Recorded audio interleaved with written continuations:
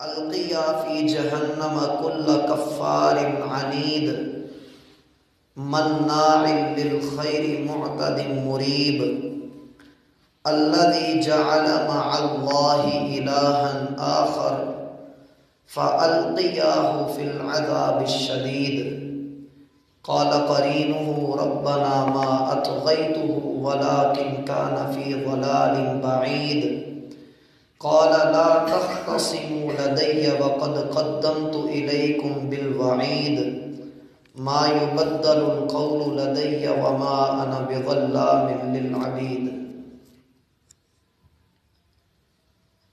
احباب ذی وقار، محترم سامعین و سامعات،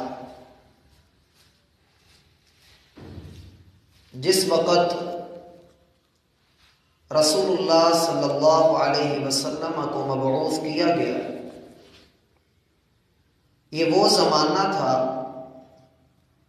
جہاں ہر طرف اللہ کی نافرمانی اور اللہ کی بغاوت کی جاتی تھی۔ انسان ان اندھیروں میں ڈوب چکا تھا کہ وہاں سے رہائی، وہاں سے چھٹکارا اور وہاں سے نکلنا اکیلے انسان کی عقل کا کام نہ تھا۔ اللہ کی خاص رحمت ہوئی، اللہ مالک نے اپنے بندے محمد الرسول اللہ صلی اللہ علیہ وسلم کا انتخاب کیا اور ساری انسانیت کی ہدایت کا سامان بھی کر دیا۔ یہ بات ذہن میں رہے، رسول اللہ صلی اللہ علیہ وسلم فرماتے ہیں کہ اللہ نے سارے انسانوں کو اپنے سامنے کھڑا کیا تو ان میں سے سب سے بہترین خاندان کا انتخاب کیا، اس بہترین خاندان کی سب سے بہترین شاخ کا چناؤ کیا اور قریش میں سے سب سے بہترین فرد عبداللہ کے بیٹے محمد صلی اللہ علیہ وسلم کو قرار دیا۔ اور عبداللہ بن مسعود رضی اللہ عنہ کہا کرتے تھے کہ لوگوں یہ بات یاد رکھنا، کائنات کے اندر سارے دلوں سے بڑھ کر اگر اللہ کا مطیع اور فرما بردار کسی کا دل ہے تو وہ محمد الرسول اللہ صلی اللہ علیہ وسلم کا دل ہے، اور آپ کی مصاحبت کے لیے، آپ کی صحبت کے لیے، آپ کا ساتھ دینے کے لیے اللہ نے ان لوگوں کا انتخاب کیا ہے جو کائنات کے سب سے بہترین لوگ ہیں، جنہیں ہم صحابہ کرام کہتے ہیں۔ ہم نے اپنی پچھلی 2 ملاقاتوں میں یہ بات آپ کے سامنے رکھی کہ خالق کائنات عصر کی قسم اٹھا کر یہ کہتے ہیں کہ ہر انسان گھاٹے کے اندر ہے، نقصان کے اندر ہے، خسارے میں ہے۔ وجہ یہ ہے کہ انسان اپنے مقصد حیات کو نہیں سمجھتا ہے۔ والعصر، ہمیں قسم ہے زمانے کی، ہمیں قسم ہے تیری ڈھلتی ہوئی عمر کی، ہمیں قسم ہے چڑھتے ہوئے سورج کی، ہمیں قسم ہے پوری انسانی تاریخ کی، ہمیں قسم ہے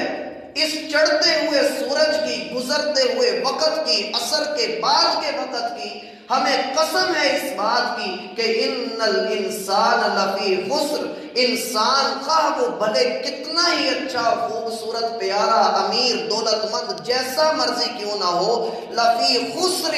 وہ گھاٹے کے اندر ہے، خسارے کے اندر ہے، وہ نقصان میں جا رہا ہے۔ اور انسان کا نقصان سراسر اس بات کے اندر ہوتا ہے وہ کھائے اللہ کا، وہ اللہ کی زمین پر رہے، اور پھر جب بات آئے کسی اپنی من مرضی کی تو یہ 1000 پردے ڈال کر تنہائیوں کے اندر بیٹھ کر اپنے رب کی نظر سے بچنے کا دعویٰ کرتے ہوئے اپنے رب سے چھپ چھپا کر گناہ کرنے کی کوشش کرے اور یہ کہے کہ اللہ کو پتہ نہیں لگے گا۔ یاد رکھنا، انسان نے ایسے گھاٹے کا سودا کر لیا کہ جس سے چھٹکارا ممکن نہیں ہے۔ اور مالک فرماتے ہیں ان الانسان، پوری کائنات کے اندر جتنے بھی انسان ہیں، جس نے جہاں جہاں پر آنکھ کھولی ہے وہ کسی بھی طبقے سے تعلق رکھتا ہے، وہ خواہ امیر ہے خواہ غریب ہے، وہ بڑا ہے یا چھوٹا ہے، وہ کوئی بھی ہے، وہ کسی سے بھی تعلق رکھتا ہے، کسی سے بھی کوئی رشتہ رکھتا ہے، ہر انسان گھاٹے کے اندر پڑا ہوا ہے۔ اے اللہ اگر ہم سارے گھاٹے کے اندر پڑے ہیں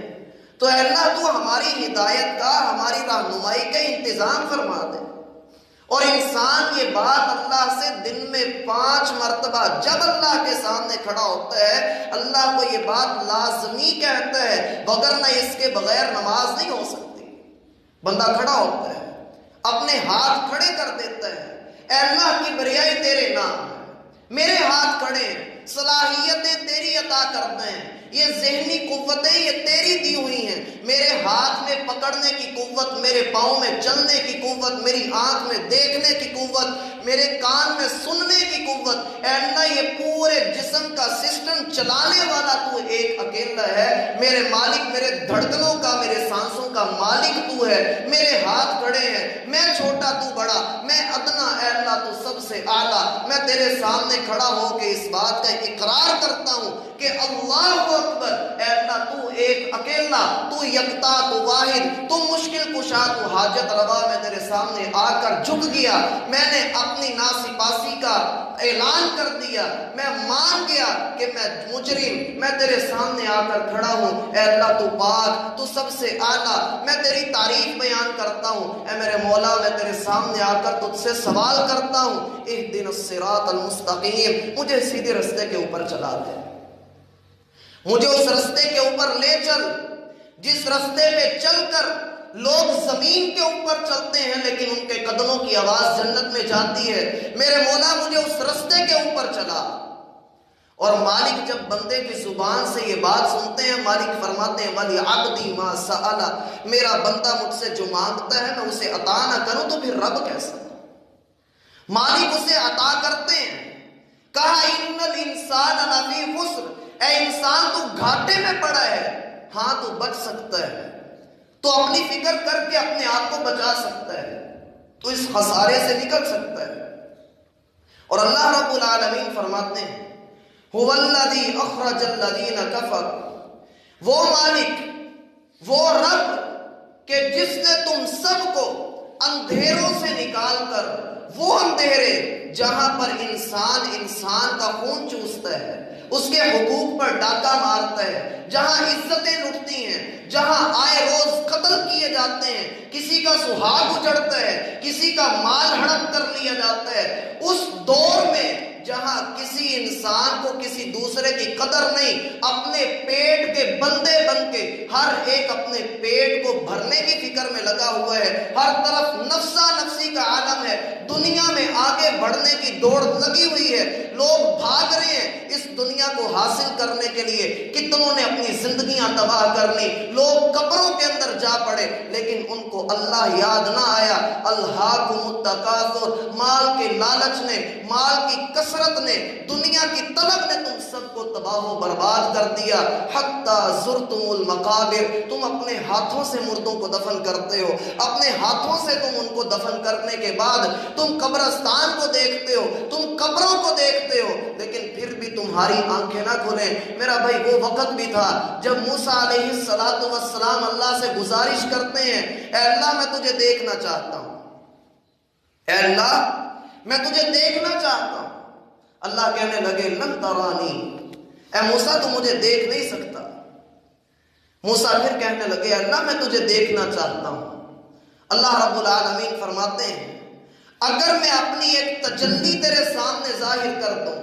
اور یہ پہاڑ بھی ہو، اگر یہ پہاڑ اپنی جگہ پر ٹکا رہا، یہ قائم رہا، فسوف ترانی، تو مجھے دیکھ پائے گا۔ فلما تجلی ربہ للجبل جعلہ دکا وخر موسیٰ صعقا، اللہ فرماتے ہیں تیرے رب نے اپنے نور کی تجلی وہاں ظاہر کی، پہاڑ ریزہ ریزہ ہو گیا اور دھماکے کی آواز سے موسیٰ علیہ السلام بے ہوش ہو کر گر پڑے. فلما افاق، جب اسے ہوش آیا کہنے لگا سبحانک انی تبت الیک، اے اللہ میں تیرے سامنے توبہ کرتا ہوں، میں تیرے سامنے جھکتا ہوں. وانا اول المؤمنین، میں سب سے پہلے تیرا فرما بردار، میں تیرا ماننے والا، میں تیرے سامنے جھکنے والا. میرا بھائی موسیٰ کو ہوش آیا، انہوں نے اللہ کو مان لیا. تو بتا کہ تجھے کب ہوش آئے گا اور تو کب اپنے رب کی کبریائی کا تسلیم کرے گا.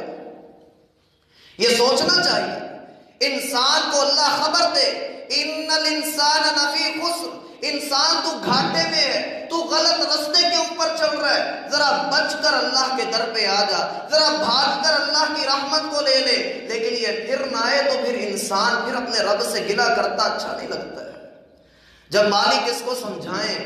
جب مالک اس کے ساتھ مخلص ہو کر چلیں. اور حدیث میں آتا ہے اے ابن آدم، اگر تو زمین و آسمان بھی گناہ کے بھر کے میرے پاس لے آ، میری عزت کی قسم معاف کر دوں گا تجھے. تو آ تو صحیح، آ کر اظہار تو کر،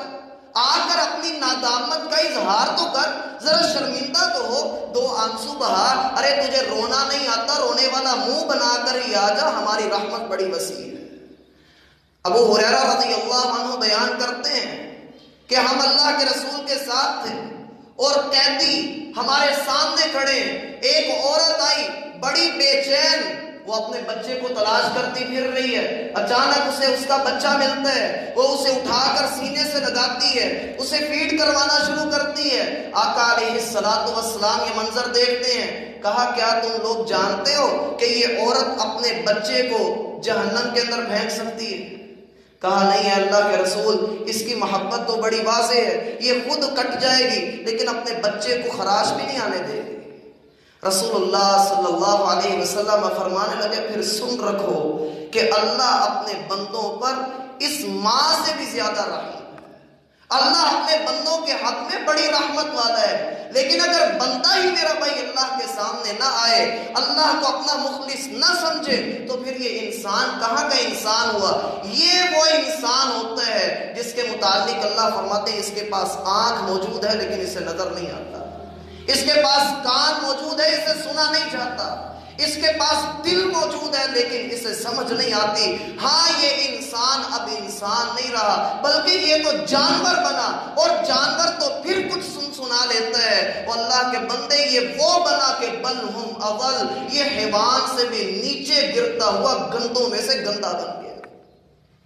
اس لیے مالک پھر کہتے ہیں ان الانسان لفی خسر، اے انسان تو گھاٹے میں ہے، ذرا اپنا خیال کر تو کہیں خسارے میں نہ چلا جائے. اے اللہ بچے گا کون؟ اللہ فرماتے ہیں اللہ، وہ شخص بچ گیا الذین آمنوا، وہ جو ایمان لے آئے.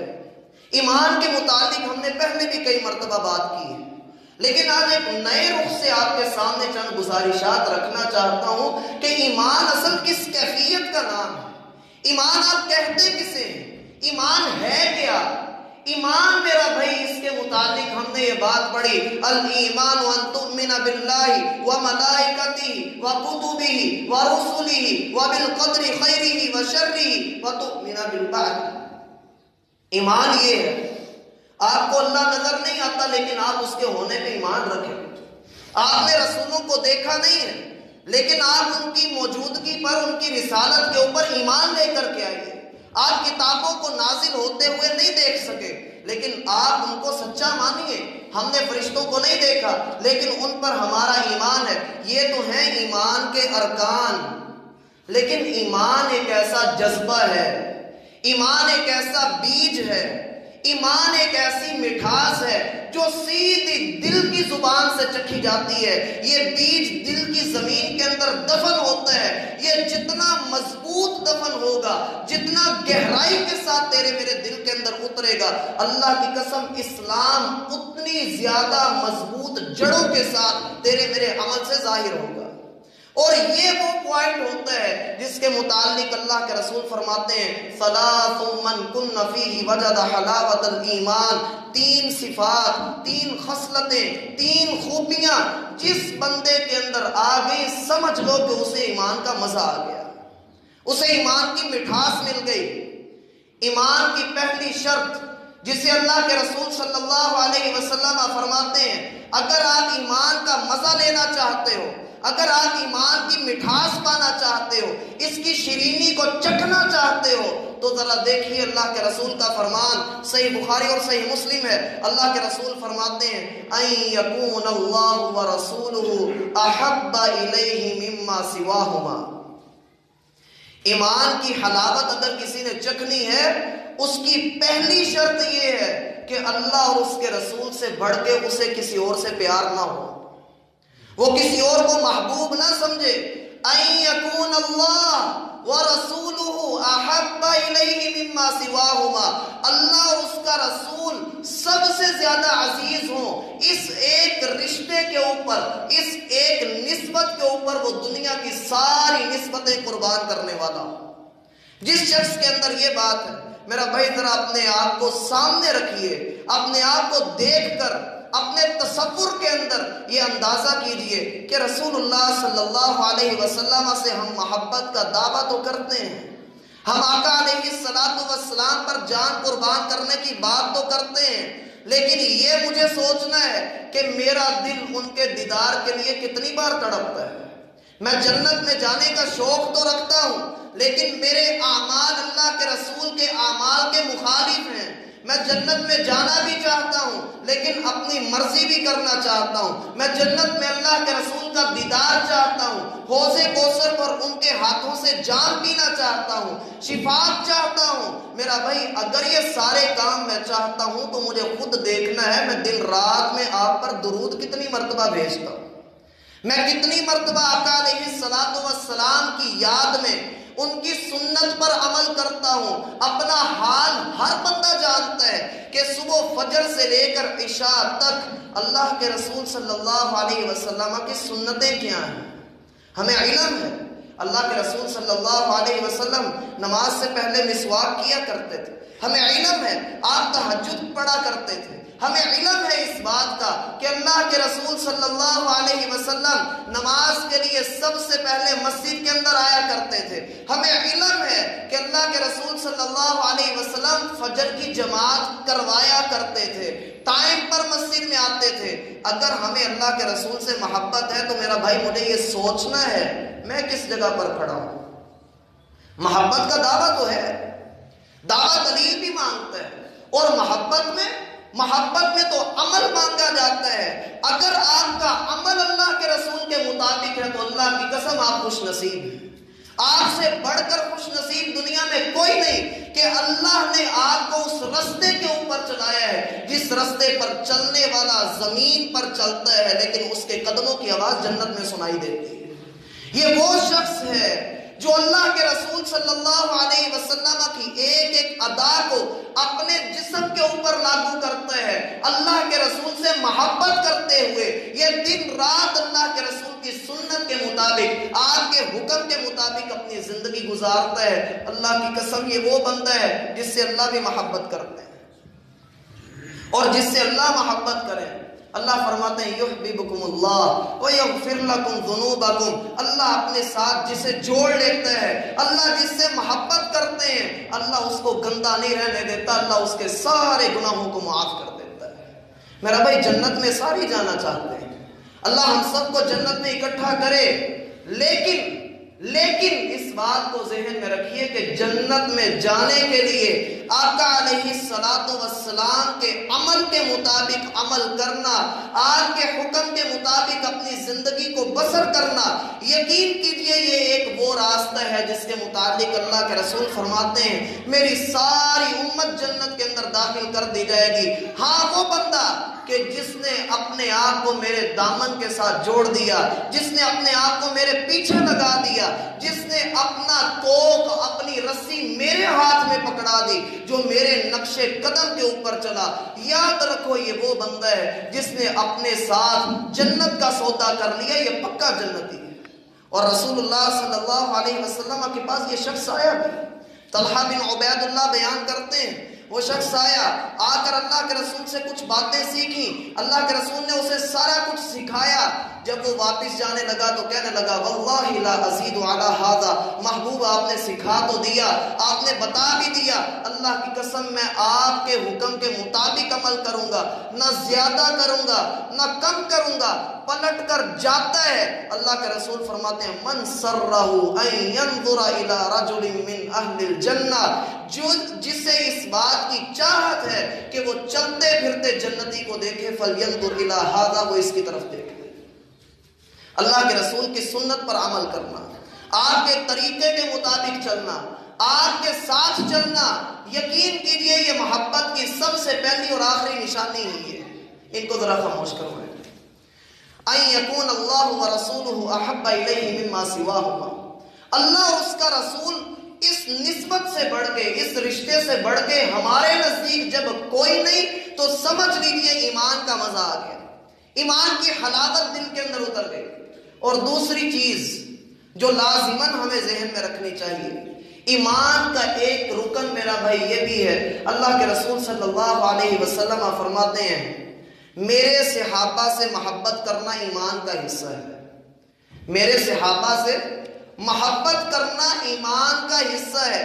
جو کوئی میرے صحابہ سے محبت کرتا ہے یقیناً وہ مجھ سے بھی محبت کرتا ہے، اور جو میرے صحابہ سے دشمنی رکھتا ہے، بغض رکھتا ہے، حسد اور کینہ رکھتا ہے، ان پر تانے ڈالتا ہے، ان کے اوپر طنز کے تیر چلاتا ہے، یاد رکھو وہ میرے صحابہ کو نہیں بلکہ مجھے تکلیف دیتا ہے، اس کا بغض میرے ساتھ ہے، اس کی دشمنی میرے ساتھ ہے، اور جس نے میرے ساتھ بغض کیا، جس نے میرے ساتھ دشمنی کی، وہ اللہ سے دشمنی کرتا ہے، اور جس نے اللہ سے دشمنی کی تو اللہ اپنے دشمنوں کو معاف نہیں کرتا ہے۔ اور یاد رکھیے صحابہ کرام کا مقام، صحابہ کرام کی عظمت کسی سے ڈھکی چھپی نہیں ہے۔ آج ایک 4 کتابیں پڑھنے والا جسے علم کی بدہضمی ہوئی ہو، وہ اٹھ کے سیدنا ابو ہریرہ رضی اللہ عنہ کو کافر کہہ دیتا ہے۔ وہ شیعہ جس کے ساتھ مل بیٹھ کر ملنے کی باتیں ہوتی ہیں، اللہ کی قسم اس کی کتابیں اٹھا کر دیکھو، جس میں وہ سارے صحابہ کے اوپر کفر کے فتوے لگاتا ہوا نظر آتا ہے۔ آپ ان کو بھی دیکھیے جو اپنے آپ کو سنی کہتے ہیں، مرزا جہلمی جو جہلم کا رہنے والا، اپنے نام کے ساتھ انجینئر لگا کے پورے سوشل میڈیا کے اوپر اپنی ویڈیوز وائرل کر کے سیدنا امیر معاویہ کی شان میں گستاخیاں کرتا ہے، صحیح بخاری کی روایات کے غلط مطلب لوگوں میں بیان کرتا ہے، اور پھر یہ کہتا ہے کہ یہ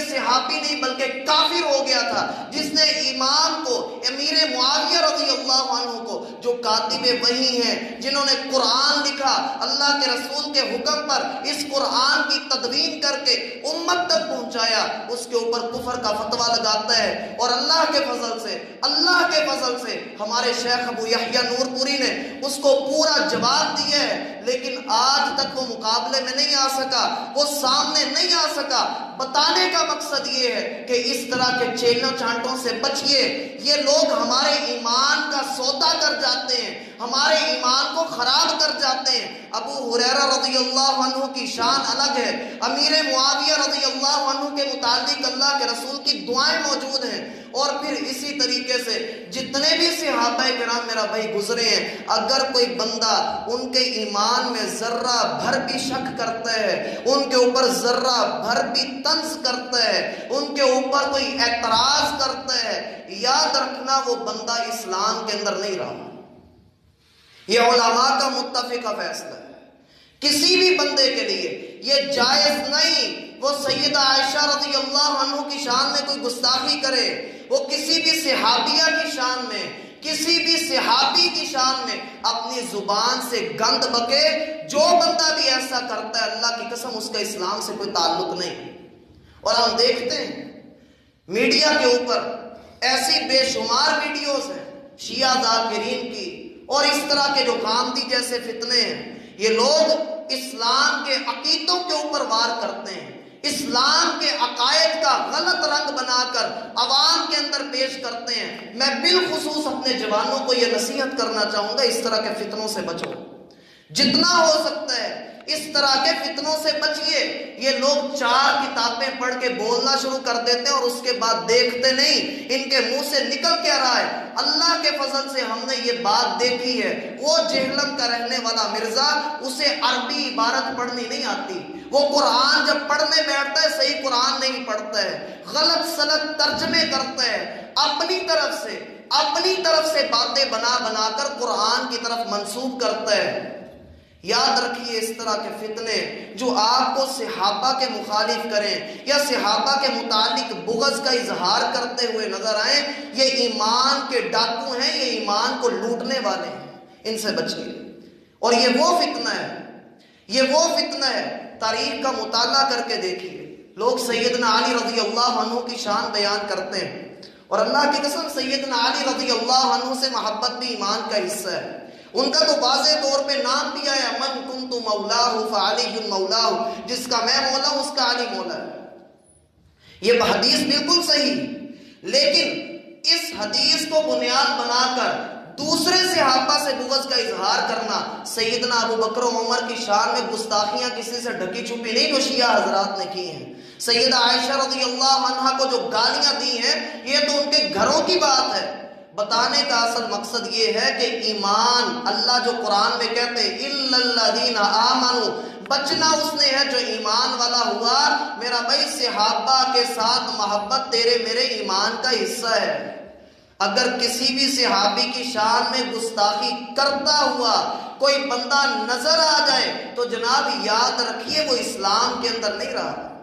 ہاں جو اس کے اوپر کفر کا فتویٰ لگتا ہے وہ لگتا ہی رہے گا، وہ رہے گا۔ ہم قانون اپنے ہاتھ میں لے کر اس کے اوپر کوئی وار نہیں کر سکتے، ہم اسے قتل نہیں کر سکتے، یہ حکومت کا کام ہے۔ ہمیں اسلام کی نظریاتی سرحدوں کو سمجھنا ہے کہ کہیں کوئی ہمارے ایمان کے اوپر ڈاکہ نہ ڈال لے۔ یہ وہ وقت ہے جس کے متعلق اللہ کے رسول نے فرمایا تھا یصبح الرجل مؤمنا ویمسی کافرا، بندہ دن کے وقت مومن ہوگا تو شام تک کافر ہو چکا ہوگا۔ اس لیے ان فتنوں سے بچیے۔ الا الذین آمنوا وعملوا الصالحات، اگلی چیز جس نے بچنا ہے ایمان کے ساتھ اللہ نے ذکر فرمایا نیک کام کرنے والے کا، اور پورے قرآن کے اندر آپ نے یہ مضمون بہت مرتبہ پڑھ رکھا ہے، الا الذین آمنوا وعملوا الصالحات، ان الذین آمنوا وعملوا الصالحات۔ یہ عامل الصالحات کیا ہے؟ اور کمال بات یہ ہے ایمان کے ساتھ عامل الصالحات لازماً آتا ہے۔ بہت کم مقامات ایسے ہیں، انگلیوں کے اوپر گنے جائیں گے جہاں اکیلا ایمان یا اکیلا عمل صالح آیا ہے، وگرنہ پورے قرآن کے اندر آمنوا وعملوا الصالحات اکٹھا ہے۔ عاملو عمل کرنا، الصالحات عمل وہ جو نیک ہو، اور یہاں پر یہ بات بھی ذہن میں رکھنے کی ہے الصالحات پر الف لام داخل کیا گیا ہے۔ عربی گرامر کی روح سے یہاں اس کا معنی یہ بنتا ہے عامل الصالحات مخصوص کام کرتے ہیں جو نیک ہیں۔ پورے قرآن کے اندر اس کا یہ معنی کیا جائے گا الا الذین آمنوا وعملوا الصالحات، وہ مخصوص کام کرتے ہیں جو نیکی بنا کر ان کے سامنے پیش کر دیے گئے ہیں۔ اس سے یہ بات معلوم ہو گئی کہ ہر وہ نیک کام جو اللہ کے رسول صلی اللہ علیہ وسلم نے کیا ہے صرف اسی کو ہی کیا جائے گا۔ ہر بندہ اپنی مرضی سے نیکی بنا کر کوئی عمل نہیں کر سکتا، یہ بات ذہن میں رکھیے۔ عامل الصالحات وہ کام جو اللہ کے رسول صلی اللہ علیہ وسلم نے کیے ہیں ہم بھی وہی کریں گے۔ اگر ہم نے ان کے اندر ذرہ بھر بھی اپنی طرف سے کمی بیشی کرنے کی کوشش کی یا کوئی ایسا عمل جس کا دین کے اندر ثبوت نہیں ملتا ہم نے اسے دین بنا کر لوگوں میں عام کیا تو یقین کیجئے وہ نرا وبال ہے۔ رسول اللہ صلی اللہ علیہ وسلم کا واضح فرمان ہے، آپ فرماتے ہیں میں اپنے حوض کے اوپر ہوں گا اور میری امت کے کچھ لوگ آئیں گے، ان کے اعضاء چمک رہے ہوں گے اور میں کہوں گا امتی امتی، اے اللہ میری امت آئیے اس کے استقبال کیا جائے۔ جب وہ میرے قریب ہوں گے تو میرے اور ان کے درمیان ایک دیوار حائل کر دی جائے گی۔ میں کہوں گا ربی امتی، اے اللہ یہ میری امت ہے،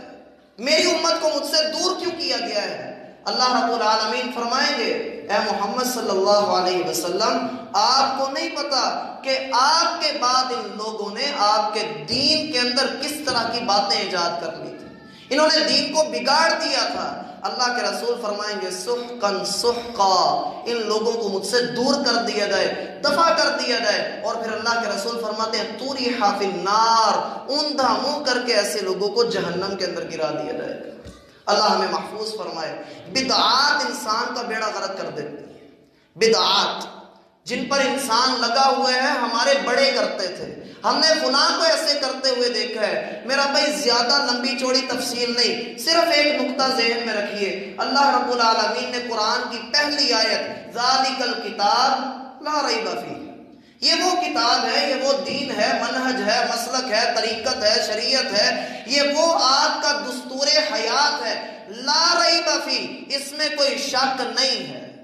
تو دین کے متعلق کوئی بھی بات آپ کریں وہ شک سے پاک ہونی چاہیے۔ جس بات میں بھی شک ہے، جو یہ کہہ کر بندہ کرتا ہے میں نے فلاں کو ایسا کرتے ہوئے دیکھا، فلاں نے مجھے ایسا کرنے کو کہا، یاد رکھیے اس کا تب تک کوئی ثبوت نہیں بن سکتا جب تک صحیح مستند حوالے سے وہ مل نہ جائے۔ اور اگر کوئی ایسے کوئی کام کرتا ہے، یہ یاد رکھیے کہ وہ بندہ اپنے آپ کو اللہ کے رسول سے بڑھ کر نیک کہہ رہا ہے، اور یہ انتہائی غلط بات ہے۔ ذالک الکتاب لا ریب فیہ، جب اس دین کے اندر کوئی شک نہیں تو دین کی کسی بات میں بھی کوئی شک نہیں ہونا چاہیے۔ اگر کسی نے اپنی طرف سے دین کے اندر کسی بھی عمل کو نیکی کا نام دے کر ایجاد کیا، یاد رکھیے وہ بندہ اپنے آپ کو اللہ کے رسول سے بڑھ کر نیک سمجھ رہا ہے، اور اس کے اوپر ہم نے پہلے بھی کئی مرتبہ تفصیل کے ساتھ بات کی ہے۔ اور پھر رسول اللہ صلی اللہ علیہ وسلم کے فرامین کو اگر جمع کیا جائے تو آقا علیہ السلام پر یہ آیات جو نازل ہوئی ہیں، اِلَّا الَّذِينَ آمَنُوا وَعَمِلُوا الصَّالِحَاتِ، نیک کام کرنا، یاد رکھیے ہر انسان جو کوئی بھی خیر کا کام کرتا ہے، نماز کی طرف آئیے، فرائض کی طرف آئیے، جو بھی اللہ کے رسول صلی اللہ علیہ وسلم نے نیک اعمال کر کے دکھائے ہیں ان کے مطابق عمل کرنا، یہ رسول اللہ صلی اللہ علیہ وسلم سے محبت کی عین واضح نشانی ہے۔ اور جو آپ علیہ السلام کے طریقے پر چلتا ہے، حدیث میں آتا ہے کہ رسول اللہ صلی اللہ علیہ وسلم نے مدینہ میں جب صحابہ کرام کو بھیج دیا ہجرت کر کے، تو وہاں پر سیدنا اسعد بن زرارہ رضی اللہ عنہ، یہ پہلے صحابی ہیں جنہوں نے مدینہ میں جا کر باضابطہ طور پہ قباء نامی بستی میں اس کا جمعے کا اہتمام کیا، ضابطے کے ساتھ لوگوں کو جمع کیا گیا، اذان کہی گئی اور خطبہ دیا گیا۔ سیدنا اسعد بن زرارہ رضی اللہ عنہ، انہوں نے اسلام کا سب سے پہلا خطبہ قباء نامی بستی کے اندر انہوں نے پڑھایا۔ اور یہی حالات جب اللہ کے رسول صلی اللہ علیہ وسلم مدینہ میں آئے تو ضابطے کے ساتھ جمعے کا اعلان کر دیا گیا اور لوگ جمعہ کے لیے مسجد کے اندر اکٹھے ہوا کرتے تھے۔ اب ہوا یہ کہ جب اسلام نے اپنی جڑیں مضبوط کر لی، کچھ لوگ عقل اور قارا نام کے دو قبیلے ہیں، یہ اللہ کے رسول صلی اللہ علیہ وسلم کے پاس آئے، انہوں نے آ کر کہا اے اللہ کے رسول، ہمارے قبیلے کے اندر اسلام کی دعوت پہنچی ہے، آپ اپنے کچھ صحابہ کو ہمارے ساتھ بھیجیں جو ہمیں دین سکھا دیا کریں۔ رسول اللہ صلی اللہ علیہ وسلم نے 70 صحابہ کرام جو عظیم قاری تھے، قرآن کے بہترین عالم، اللہ کے رسول نے 70 کا انتخاب کیا اور ان کے ساتھ بھیج دیا۔ راستے میں ان لوگوں نے بدعہدی کی، ان 70 کے 70 صحابہ کو گھیرا اور سب کو شہید کر دیا۔ رسول اللہ صلی اللہ علیہ وسلم کو بذریعہ وحی اس بات کی اطلاع ملی۔ سیدنا انس رضی اللہ عنہ کہتے ہیں اللہ کی قسم میں نے رسول اللہ صلی اللہ علیہ وسلم کو کبھی اتنا پریشان نہیں دیکھا جتنا اس واقعے کے بعد دیکھا کہ آپ کے 70 صحابہ شہید کر دیے گئے۔ میرا بھائی عامل الصالحات، نیک کام کرتے ہوئے جان کا چلے جانا، اللہ کے راستے کے اوپر چلتے ہوئے جان کا لٹ جانا، یہ کوئی گھاٹے کا سودا نہیں ہے، یہ عظیم موت ہے جسے شہادت کا نام دیا گیا۔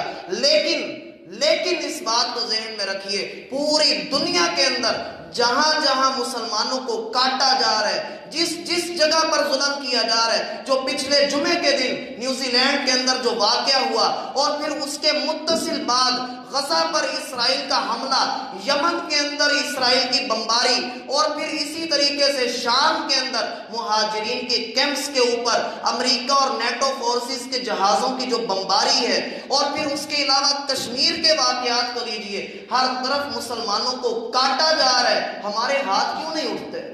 ہمارے منہ سے دعائیں کیوں نہیں نکلتی؟ اور یہ بے حسی کہ میرے ہمسائے کے گھر میں آگ لگی ہے، میرے گھر میں نہیں لگی، اگر میرا بھائی ہم ہاتھ نہیں اٹھاتے، ہم ان کے لیے دعائیں نہیں کرتے، مانا کہ ہم لوگ جہاد پر نہیں جا سکتے، ہمارے لیے بڑی مشکلات ہیں، ہمارے پاس ٹریننگ نہیں ہے، لیکن الدعاء سلاح المؤمن، ایک مومن کے لیے لازمی یہ ہے پھر وہ اپنے مسلمان بھائیوں کے حق میں دعا تو کرے،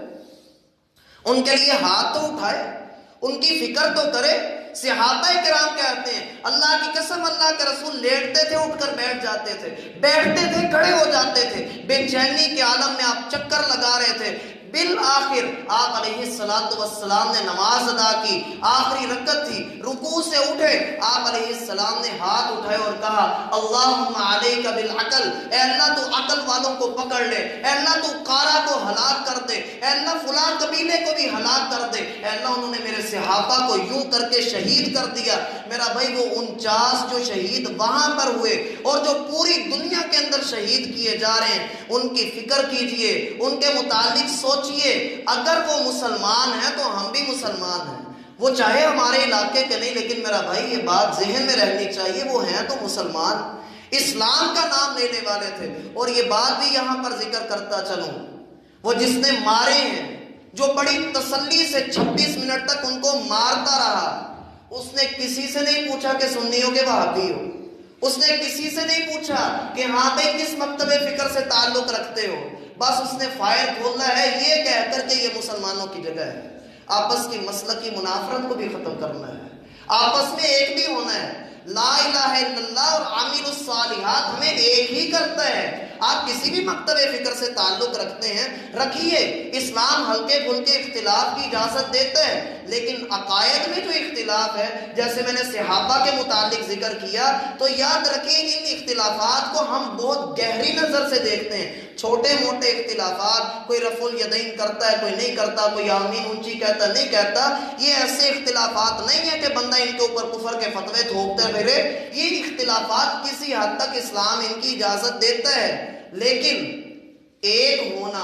لا الہ الا اللہ محمد الرسول اللہ پر عمل کرنا، یہ ہم سب کی سب سے پہلی اولین فریضے والی چیز ہے۔ اللہ ہمیں سمجھنے کی توفیق عطا فرمائے، وما توفیق الا باللہ۔